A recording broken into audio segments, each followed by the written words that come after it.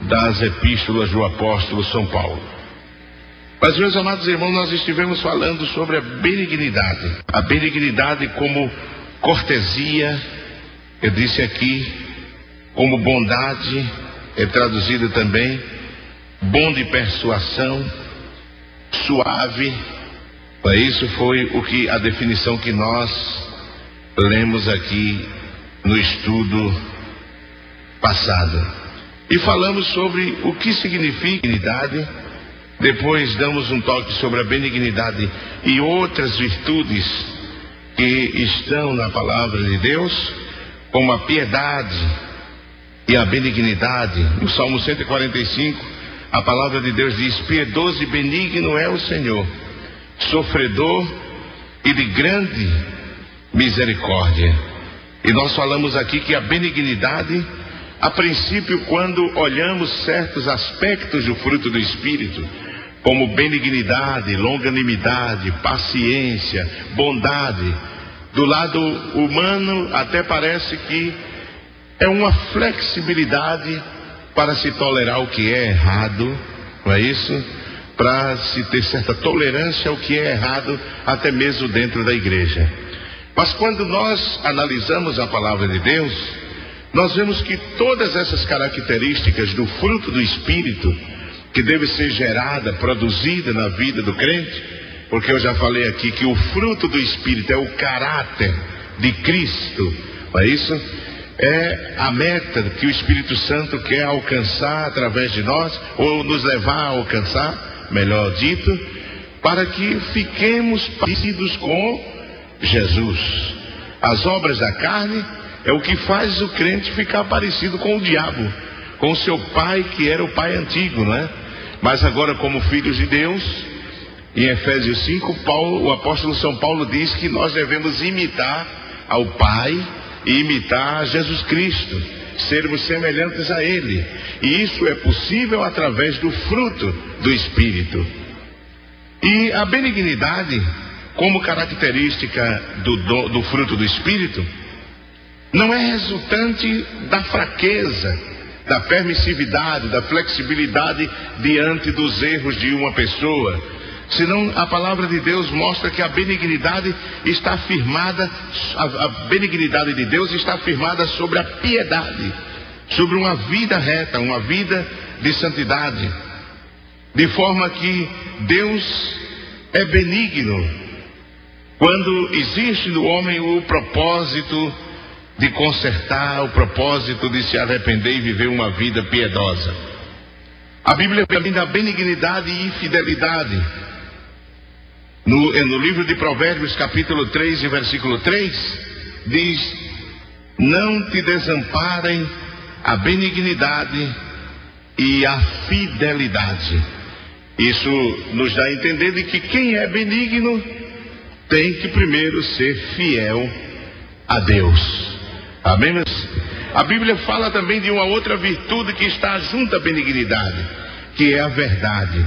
Em Provérbios 20 e versículo 28, diz: a benignidade e verdade guardam o rei, e com a benignidade sustém ele o seu trono. Então é de fundamental importância a benignidade e a verdade. Depois vem a benignidade e misericórdia. Quando Deus se refere a Israel, no capítulo 60 e versículo 10 de Isaías, ele diz assim: na minha benignidade tive misericórdia de ti. Aqui está porque Deus tolerou tanto tempo a Israel, apesar da sua desobediência, apesar de sair da vontade de Deus. Meus amados irmãos, nós falamos de que nesta noite daríamos um toque sobre a benignidade e a vida do cristão. A benignidade, ela é exemplificada em toda a Bíblia, e isso nos orienta, nos ensina como essa virtude, essa característica do Espírito deve dominar a nossa vida. Para isso, quando falamos das características do fruto do Espírito. Não sinta-se frustrado se algumas dessas características, ou quase todas, você ainda não teve sucesso em praticá-las ou em permitir que o Espírito Santo gerasse em você. Todos precisamos melhorar, dar lugar ao Espírito Santo, para que ele gere em nós o fruto do Espírito. E a Bíblia fala da benignidade como uma virtude importante na vida de muitos homens, como está registrado na palavra do Senhor. Nós vemos de que a benignidade foi o que produziu um grande desastre em Israel, quando diz a palavra de Deus que Israel tinha um monarca, um rei, que havia substituído seu pai. Esse monarca se chamava Reoboão. No primeiro livro dos Reis, se você tem a Bíblia, abra para que juntos possamos conferir. No primeiro livro de Reis, no capítulo 12 e o versículo 1 em diante, está aquela história que os irmãos conhecem de Reoboão. Nós sabemos que Salomão, quando reinou Israel, a Bíblia registra que foi um período áureo de muito sucesso. Foi um período que poderíamos dizer que Israel conquistou alto nível na política e até geograficamente. As suas fronteiras foram alargadas, estendidas de tal forma que só será ultrapassada a extensão de Israel no tempo de Salomão, só será ultrapassada no período do milênio, quando o Senhor Jesus Cristo estabeleceu o seu reino milenial. Só aí Israel terá as fronteiras políticas, geográficas maior do que a dos dias de Salomão. Mas na história de Israel, em nenhum tempo, Israel teve as suas fronteiras mais alargadas do que nos dias de Salomão. Havia um dito que o ouro e a prata se encontravam nas calçadas, é claro que isso não era literalmente, de Jerusalém. Israel passou a viver um momento de glória. E Salomão foi substituído por Reoboão. E quando Reoboão assumiu o governo, diz a palavra, isso para ganharmos tempo, poderíamos ler do versículo 4, mostra que Salomão, para manter toda aquela ostentação no seu reino, ele havia cobrado altos impostos do povo. No versículo 4 diz, o povo diz: teu pai agravou o nosso jugo, agora pois alivia tu a dura servidão de teu pai e o seu pesado jugo que nos impôs, e nós te serviremos. E ele lhes disse: ide vós até ao terceiro dia e voltai. E o povo se foi. Ou seja, Roboão, como diz essa versão, deu 3 dias para o povo retornar para consultá-lo a respeito disso. O versículo 6 diz: e teve o rei Roboão conselho com quem? Com os anciãos que estavam na presença de Salomão seu pai, quando este ainda vivia, dizendo: como aconselhais vós que se responda a este povo? E eles lhe falaram, dizendo: se hoje fores servo deste povo e o servires, e respondendo-lhe lhe falares boas palavras, todos os dias serão teus servos. Porém ele deixou o conselho que os anciãos lhe tinham aconselhado, e teve conselho com os jovens que haviam crescido com ele, que estavam diante dele. E disse-lhes: que aconselhai vós que respondamos a este povo que me falou, dizendo: alivia o jugo que teu pai me impôs? O que é que ele diz?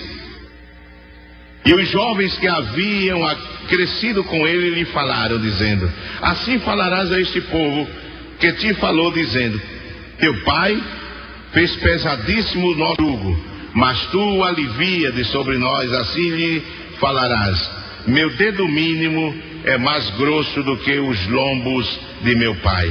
Assim que se meu pai vos carregou, deu um jugo pesado, ainda eu aumentarei o vosso jugo. Meu pai vos castigou com açoites, porém vos castigarei com quê? Com escorpiões. Veio, pois, Jeroboão.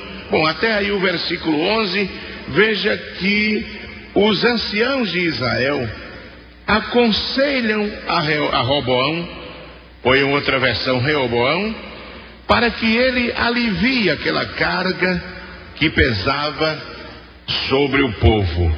Reoboão não deu ouvido, para isso eles pedem para suavizar, aí já está um sinônimo da palavra benignidade, para ele flexibilizar. Veja ainda 2 Crônicas, capítulo 10 e versículo 1. Veja, a falta de benignidade pode trazer um prejuízo na nossa vida. Capítulo 10, versículo 1 de 2 Crônicas diz: e foi Roboão a Siquém, porque todo Israel tinha vindo a Siquém para fazerem rei. Sucedeu, pois, que ouvindo o Jeroboão, filho de Nebate, o qual estava então no Egito, para onde fugira da presença do rei Salomão, voltou Jeroboão do Egito, porque enviaram a ele e o chamaram e veio, pois Jeroboão com todo Israel, e falaram a Roboão dizendo: teu pai fez duro o nosso jugo, via tu, pois, a dura servidão de teu pai e o pesado jugo que nos tinha imposto, e servir-te-emos. E ele lhes disse: daqui a 3 dias tornai a mim.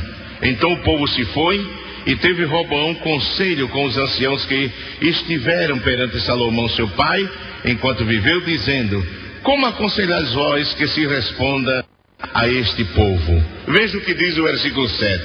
E eles lhe falaram, dizendo: se te fizeres o quê? Se te fizeres o quê? Benigno e afável com este povo, e lhes falares boas palavras, todos os dias serão o quê? Teus servos. É claro que vocês sabem a história, que Roboão não deu ouvido a esse conselho, e foi grande a discórdia, e o reino perdeu e teve prejuízo. A Bíblia cita outro exemplo de benignidade que foi importantíssima para a vida de um grande homem de Deus. Nós vemos aqui na vida daquele homem, observamos que a benignidade, ela nos ajuda a perdoar, a tolerar aquele que muitas vezes nos ofende de forma muito grave. Veja o que diz a palavra de Deus no livro de Gênesis, no capítulo 39, ali nós temos uma das cenas mais lindas a respeito da benignidade, virtude que faz o crente flexibilizar para perdoar aquele que lhe ofende. Capítulo 39 de Gênesis e o versículo 21. Diz assim: o Senhor, porém, estava com José, e estendeu sobre ele a sua o quê? Benignidade, e deu-lhe graça aos olhos de quem? Do carcereiro. Meus irmãos, esse não é ainda o texto que queria ler, mas vamos ler ele na frente. Mas veja que José foi preso, levado à prisão, mas a Bíblia diz que Deus fez cair sobre ele a sua benignidade, a ponto de dar graça aos olhos do chefe daquela prisão. Agora nós encontramos na palavra de Deus que a benignidade, ela muitas vezes tem um limite. E isso nós encontramos no próprio Deus. Houve momentos em que Deus teve que retirar a benignidade para julgar uma pessoa que não se arrependia dos seus pecados. Porque há muita gente que pensa que Deus dá a corda à pessoa e solta, e a pessoa vive como quiser. Deus é benigno. Deus é misericordioso, Deus é amor. Mas nós vamos ler quando estiver falando de bondade, a Bíblia diz que Deus tem a bondade, mas Ele tem a severidade. E nós encontramos que na Bíblia está registrada a história de homens de cujas vidas Deus tirou a sua benignidade para puni-lo, para castigá-lo. Veja aí, esse homem que perdeu a benignidade, saiu da proteção, da cobertura da benignidade de Deus. No segundo livro de Samuel, ser benigno não significa ceder a caprichos e a pecado dentro da igreja. Segundo Samuel, capítulo 7 e o versículo 15. Veja o que diz aí a palavra de Deus. Deus fala de Davi, sobre a aliança que ele faria com Davi, e se refere a Saul, e diz: mas a minha benignidade se não apartará dele quem? De Davi. Como? O que é que diz em seguida? A tirei de Saul, a quem tirei de diante de ti. Veja que, apesar de Deus ser benigno, Ele tem um limite. Nós sabemos de que a coisa que mais pesou de forma negativa na vida de Saul e na sua relação com Deus foi a sua desobediência. Deus não tolera a pessoa rebelde. A pessoa de servil dura, Deus não suporta. E está escrito aqui que Saul desobedeceu o mandado de Deus, e por causa da sua rebelião, o profeta chega a dizer: tu não sabes que o pecado da rebelião é semelhante ao de feitiçaria. Observe que a Bíblia diz aqui que Deus tirou a benignidade dele sobre Saul. E por mais que Samuel insistisse, para Deus ter misericórdia de Saul, diz a Bíblia que Deus disse: já o rejeitei, e não me fales mais desse assunto. Veja que a coisa é séria. Por isso nós encontramos, irmãos, a benignidade, ela não anda junto a pecado, a desobediência, a permissividade dentro do povo de Deus. A benignidade se firma, ela está fundamentada sobre a verdade, sobre a piedade e sobre a justiça, sobre a retidão. Por isso nós encontramos, quando o Senhor fala de forma clara, outra vez abra segundo livro de Samuel ainda, capítulo 22, veja que coisa interessante a respeito da benignidade. Segundo Samuel, capítulo 22, versículo 26 e 27, diz assim: com o benigno, o que é que diz? Te mostras o quê? Benigno. Com o varão sincero, o que é que diz? Te mostras sincero. Puro, te mostras o quê? Mas com o excesso, o que é que diz? Te mostra avesso. De forma que, na realidade, a Bíblia registra que era o seu limite. Mas falando do lado positivo da benignidade, nós encontramos que ela é demonstrada. A benignidade já disse que é cortesia. Ela é demonstrada na palavra de Deus. O que, irmãos, que tem essa característica do fruto do Espírito, ele é cortês. Virtude que eu disse aqui no estudo anterior, que facilita a nossa relação interpessoal, facilita a solução de muitos problemas, porque a benignidade dá essa condição ao crente. Por isso, irmãos, que o crente ele deve ser cortês. Às vezes o crente vai no ônibus, sentado, bem sentado, ele ainda é jovem, e ali vai ao lado uma senhora grávida, em pé.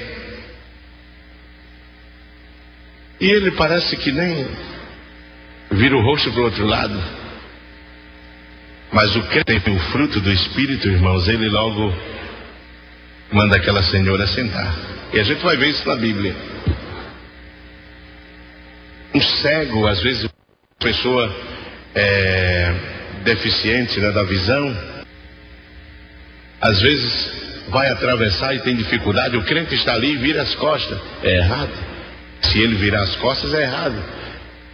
Essa característica do fruto do Espírito ajuda com que o crente pegue aquele homem que é um deficiente visual, pegue-o pela mão e atravesse com ele a avenida. Porque nós vemos que a benignidade, ela agiu dessa maneira na vida de alguns homens na Bíblia. Você quer ver uma coisa? Jó, capítulo 29, veja a benignidade de Jó. Como ele agia diante de circunstâncias adversas das outras pessoas. Jó, capítulo 29 e versículo 15.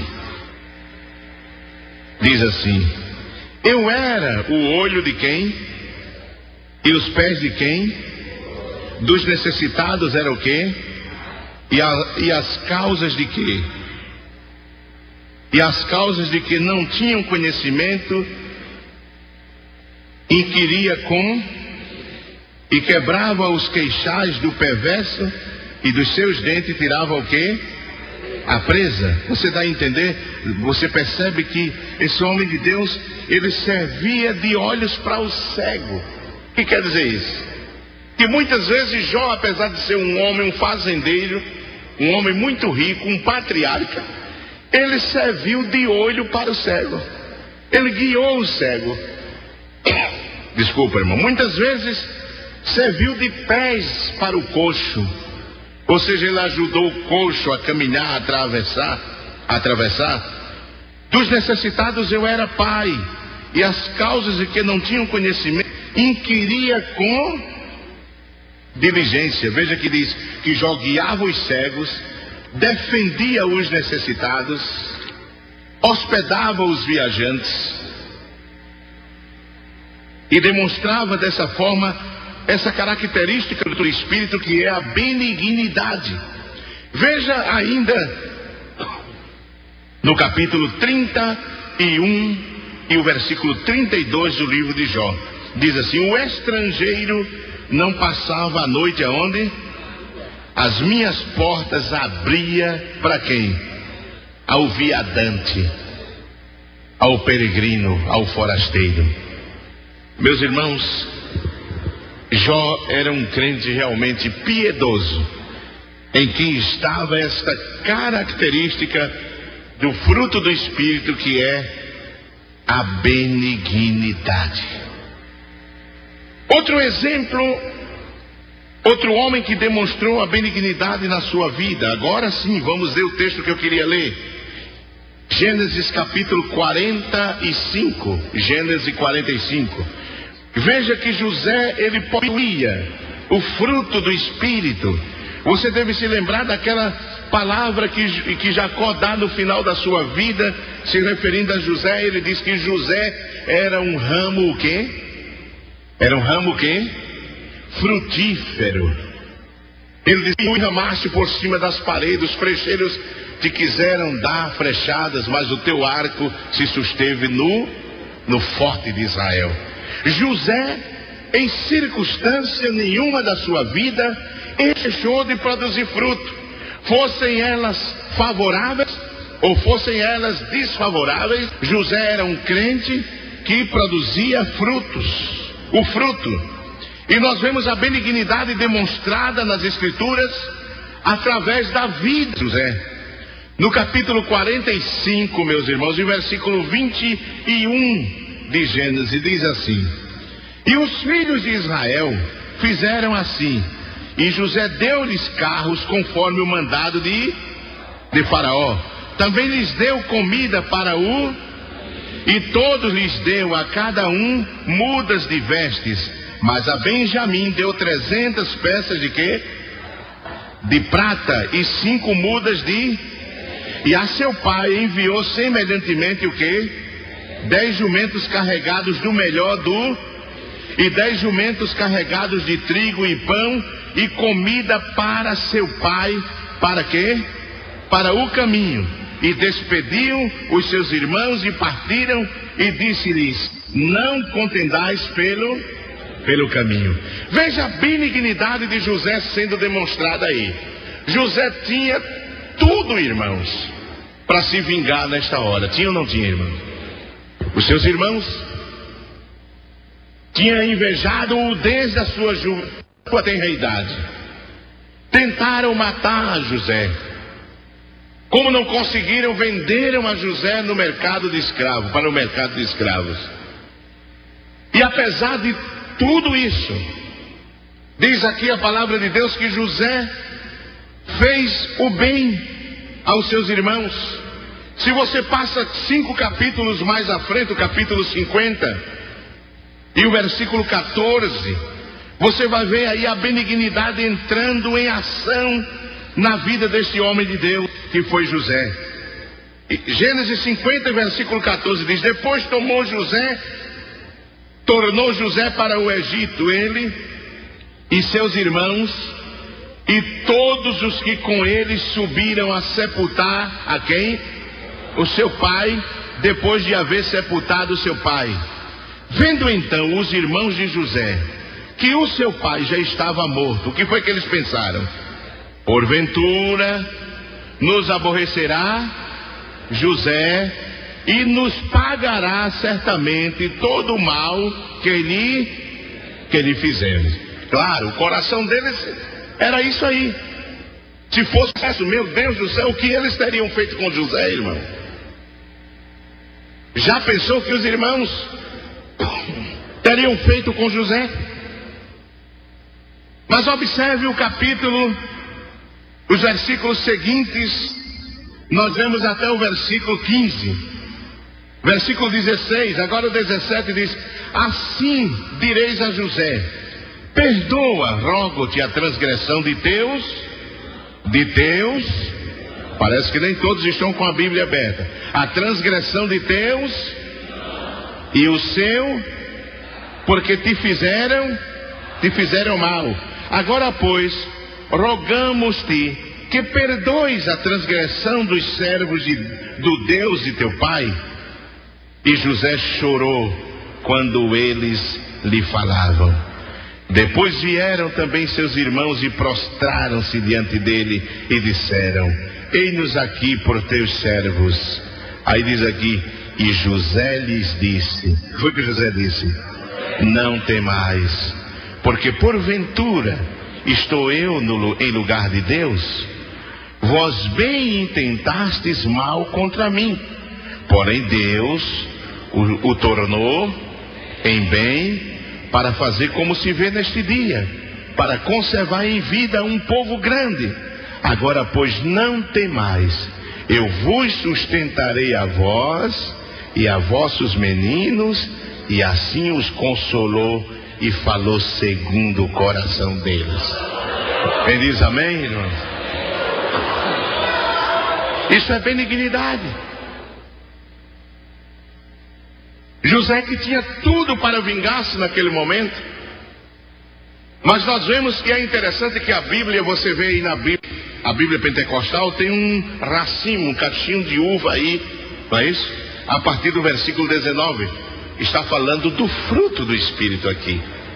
Por isso Jacó, com muita propriedade, profetizou e disse: José, tu és um ramo frutífero.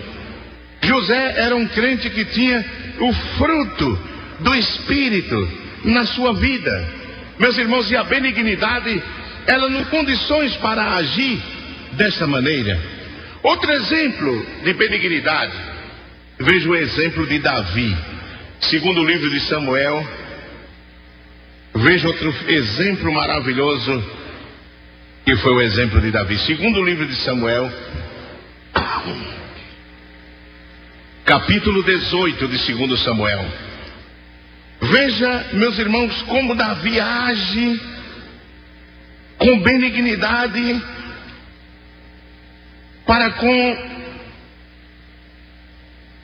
alguém que lhe tinha feito tanto mal. Nos diz a palavra de Deus que Davi se dirige aos seus generais pedindo por Absalão, seu filho, que lhe tinha feito tanto dano, tanto mal. Segundo Samuel, capítulo 18, versículo 4 e versículo 5, nós vemos aí a benignidade entrando em ação na vida de Davi. Então Davi lhes disse: o que bem parecer aos vossos olhos, isso farei. E o rei se pôs da banda da porta, e todo o povo saiu em centenas, e o rei deu ordem a Joabe e a Abisai e a Itai, dizendo brandamente, olha aí, um dos sinônimos da palavra benignidade, com benignidade. O que é ser benigno? É ser brando, é ser suave, é ser flexível. Aí diz aqui: brandamente tratai por amor de mim. A quem? Ao jovem, a Absalão. E todo o povo ouviu quando o rei deu ordem a todos os capitães acerca de quem? De Absalão. Você sabe que Absalão havia agido com tanta maldade. Não é isso, irmão? Ele foi maligno em relação ao seu pai. Ele não foi mau, ele foi maligno. Mas apesar de ter agido daquela forma, diz a palavra de Deus que Davi não quis agir daquela natureza, daquela forma. Davi sabia o que era a benignidade de Deus. Davi expressa nos seus salmos, irmão, não existe livro na Bíblia onde mais da benignidade de Deus e do próximo como o livro Salmos. Outro exemplo de benignidade e bondade estão juntos aí. E não foi outra pessoa que foi usada dessa forma a não ser Davi. Ainda em segundo livro de Samuel.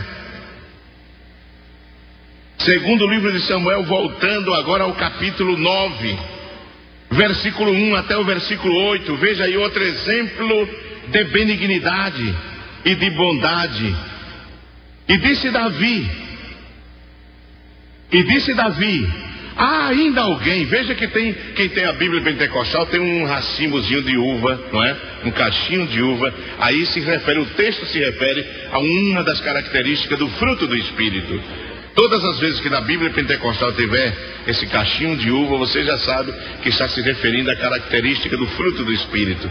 E disse Davi: há ainda alguém que ficasse da casa de Saul, para que lhe faça bem por amor de Jonatas? E havia um servo na casa de Saul, cujo nome era o quê? Era Ziba. E o chamaram que viesse a Davi. E disse-lhe o rei: és tu Ziba? E ele disse: servo teu. E disse o rei: não há ainda algum da casa de Saul para que use com ele de beneficência de Deus? Então disse Ziba ao rei: ainda há um filho de Jonatas aleijado de ambos o quê? Os pés. E disse-lhe o rei: onde está? E disse Ziba ao rei: eis que está em casa de Maqui, filho de Amiel, em Lodebar. Então mandou o rei Davi, e o tomou da casa de Maqui, filho de Amiel de Lodebar. E vindo Mefibosete, filho de Jonatas, filho de Saul, a Davi, se prostrou com o rosto por terra, e disse Davi: Mefibosete. E ele disse: eis aqui teu servo. E disse-lhe Davi: não temas, porque certo usarei contigo de beneficência por amor de Jonatas teu pai, e te restituirei todas as terras de Saul, teu pai, e tu de contínuo comerás pão, aonde? Na minha mesa. Isso é um ato, irmãos, de benignidade e de bondade. Veja que há essa característica na vida desse servo de Deus. O conselho do apóstolo São Paulo a um ministro de alto nível como era Timóteo. Timóteo era um obreiro jovem. E Paulo sabia que o jovem está com toda força, todo vigor, toda imponência.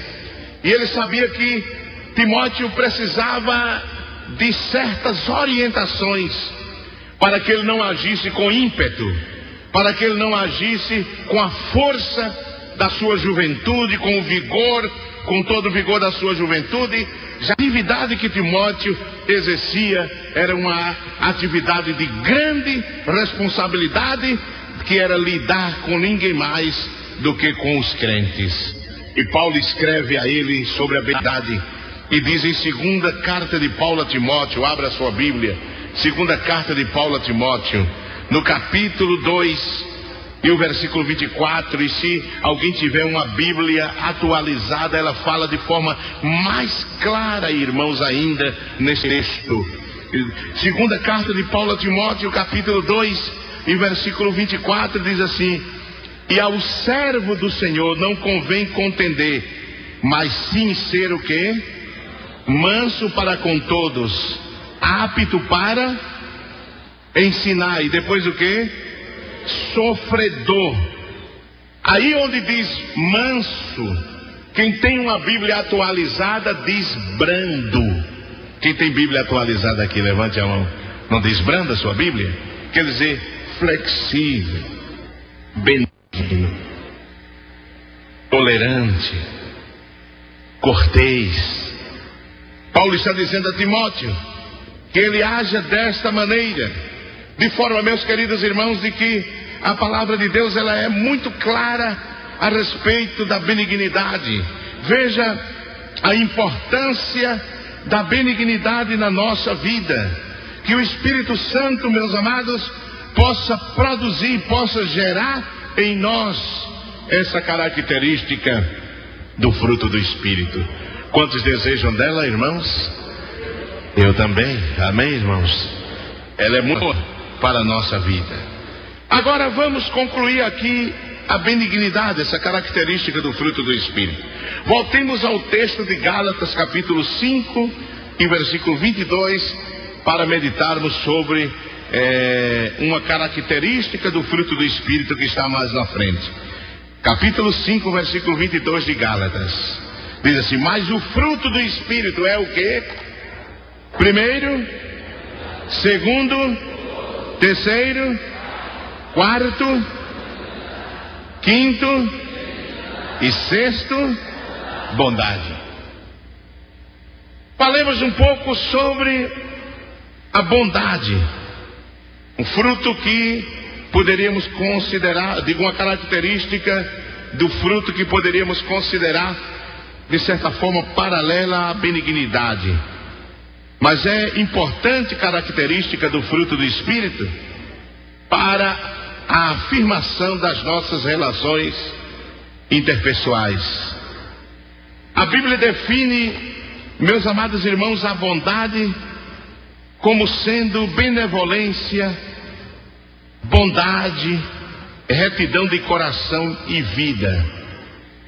A bondade indica a qualidade de um homem que é bom, e tanto significa excelência moral, como também bondade, provavelmente significa mais generosidade que sua ideia original de ser bom, ainda que ambos são possíveis, a benignidade, a beneficência e a bondade. Observe que tanto a bondade como a benignidade, elas caminham juntas. Elas caminham juntas. A bondade é uma palavra de difícil definição, pois ela depende muito do contexto em que está sendo usada. Aquele é um bom animal, como exemplo. Pode estar dizendo para abate, para reprodução, para corrida. Um homem é bom em alguma coisa. Qual a diferença entre bondade e benignidade? Bondade é a qualidade da conduta, da ação. Benignidade é a qualidade do coração e emoção. Meus amados irmãos, é interessante observar que A palavra bondade, ela não aparece em muitos textos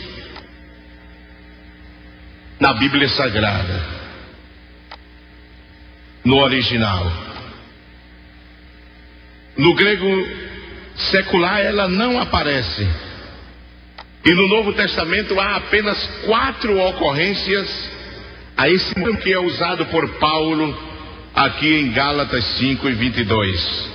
Primeiro, ele é citado em Gálatas 5:22. Segundo, ele é citado na segunda carta de Paulo aos Tessalonicenses, no capítulo 2 e versículo 17. Terceiro, ele é citado em Efésios, capítulo 5 e o versículo 9. E em quarto lugar, ele é citado em Romanos, capítulo 15 e versículo 14. Amém, meus irmãos? Para que vocês anotem, se quiserem anotar, Gálatas 5:22, segundo aos Tessalonicenses, capítulo 2, versículo 17, Efésios, capítulo 5, versículo 9, e Romanos, capítulo 15 e versículo 14. Amém? Versículo 14. Ora, meus amados, em Romanos, no capítulo 5 e versículo 15 e versículo 14, se você abrir a sua Bíblia, você vai encontrar quando o apóstolo São Paulo se refere à bondade com uma característica bem interessante. Ele diz assim: eu próprio, meus irmãos, certo estou a respeito de vós, que vós mesmos estáis cheios de bondade, cheios de todo conhecimento, podendo admoestar-vos uns a quem? Aos outros.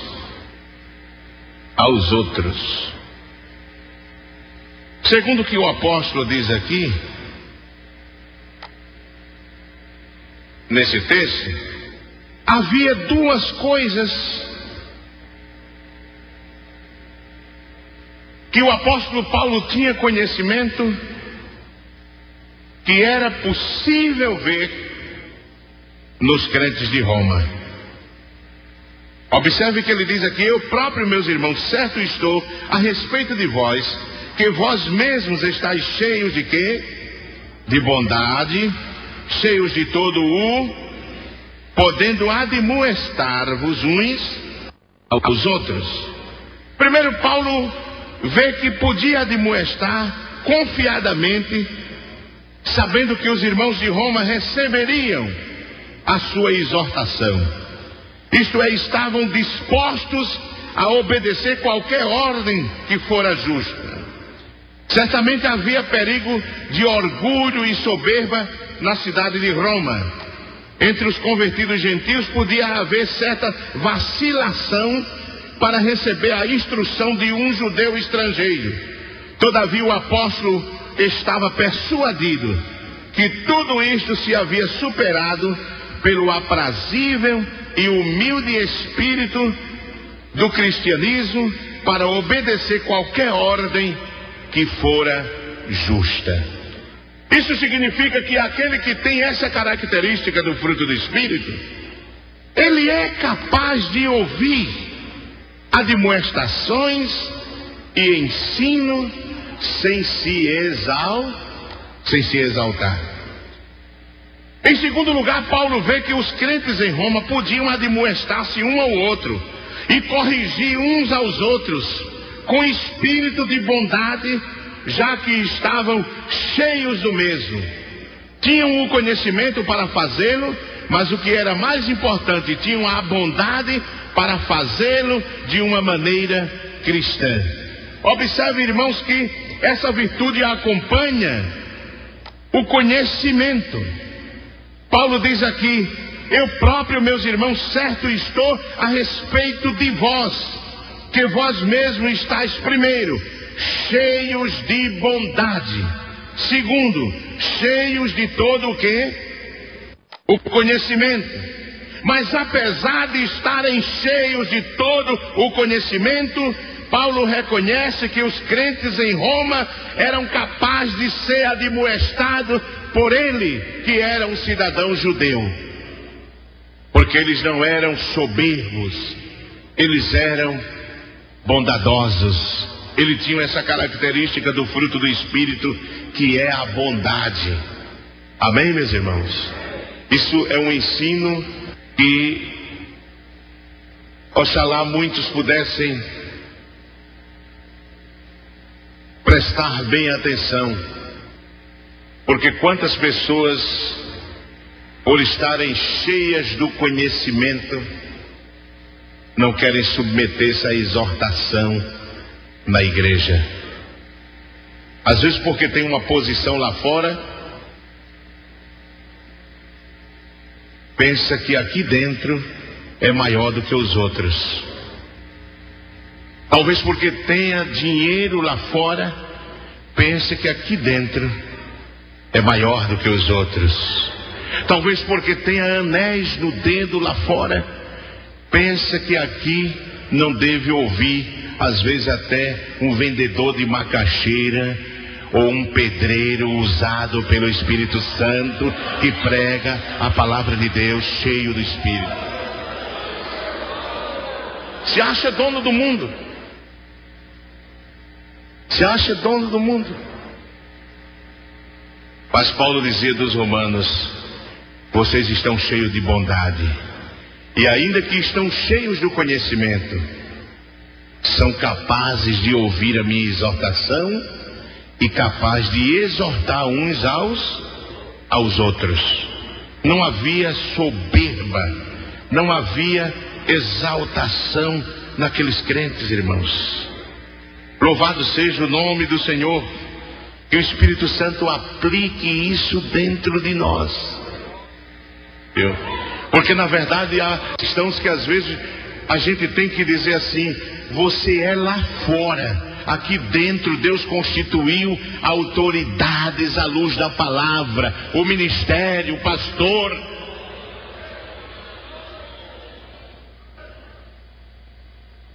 Porque lhe falta essa característica do Espírito. Não só a humildade, mas a Bíblia registra que falta bondade, ser humilde. Meu irmão, se Deus lhe exaltou lá fora, glória a Deus por isso, porque é um servo dele que está lá dentro, com a condição de poder falar de Jesus em muitos lugares onde a maioria dos que sentados não podem chegar. Mas se Deus lhe deu um lugar de honra, uma posição de honra aí na sociedade, dê graças a Deus. Mas aproveite essa posição não para querer mandar na igreja, mas para levar Jesus ali aonde você trabalha e aonde você vive. Não para querer considerar os irmãos inferiores porque não tem o nível intelectual ou a autoridade que você tem. Mas seja humilde. Amém, irmãos? Tiago é muito claro a respeito disso. Tem muita gente na igreja que precisa ler Tiago, irmão. Lê Tiago, para saber que quando a gente entra daquelas portas para dentro, fica guardadinho anel, título, diploma, só tem um nome aqui: é salvo, remido pelo sangue de Jesus, membro da Assembleia de Deus. É o nome que prevalece. É, meu. É claro. A Bíblia fala da origem da bondade. A bondade, ela tem origem em Deus. Nós estaremos, meus amados irmãos, concluindo esse assunto sobre a bondade. Não queremos nos estender muito para ver se entramos já na fé. No próximo estudo, que é muito interessante, o estudo sobre a fé, a sétima característica do fruto do Espírito, que no grego é pistis, que é traduzido na nossa versão fé, e que na maioria e na totalidade das outras, as demais versões, significa fidelidade. E é muito interessante meditar nisso. Mas por hoje, Deus seja louvado. Obrigado, caro ouvinte, pela sua audiência. E esperamos você na próxima mensagem que alimenta a alma e produz vida. Com o presidente da Arceus, pastor Ailton José Alves.